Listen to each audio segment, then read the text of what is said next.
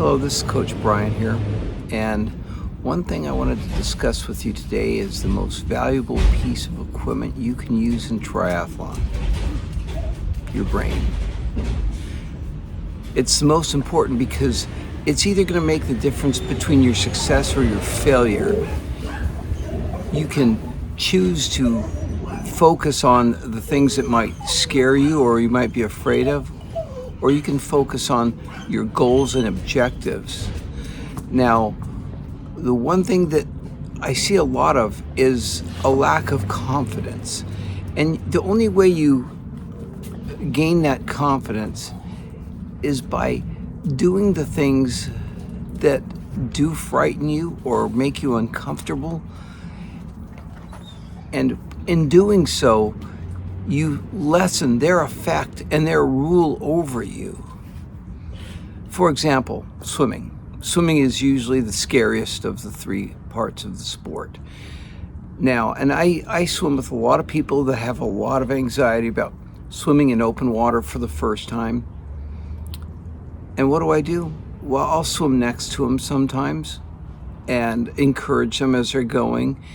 And once they start to realize that they can do it, they can do a lot more of it, and they can start doing it on their own.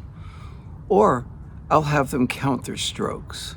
It gets their mind off of what they're doing and puts a logical focus in their head.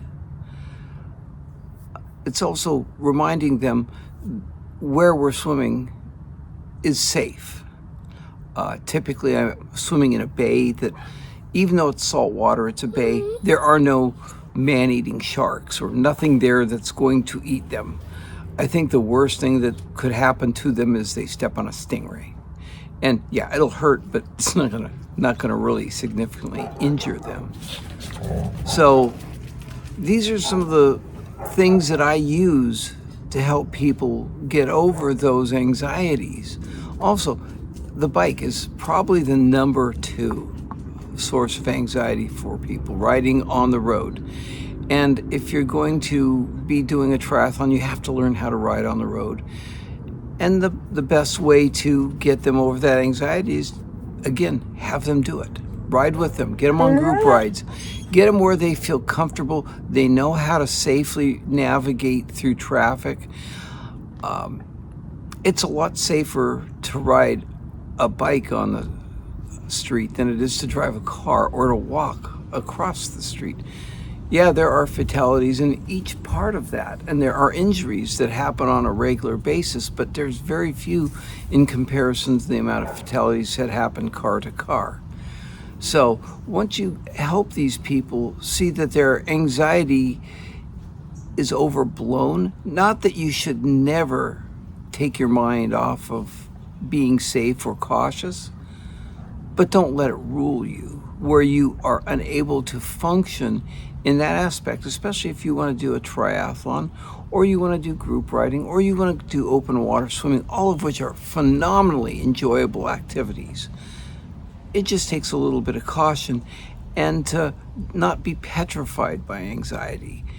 This is why you get coaches. This is why you get mentors. This is why you join clubs. This is why you have like-minded friends who do these activities, so that you can utilize their experience to help you bolster yours. Okay, this is probably part 2 of a series, and I just want to encourage you to work on those things. Find people, places, things that will help you get beyond your anxiety so that you can function in a much more effective way and enjoy the sport to its maximum potential. That's all I have for you. Hopefully we'll see you out there swimming, biking, and running. All right, bye.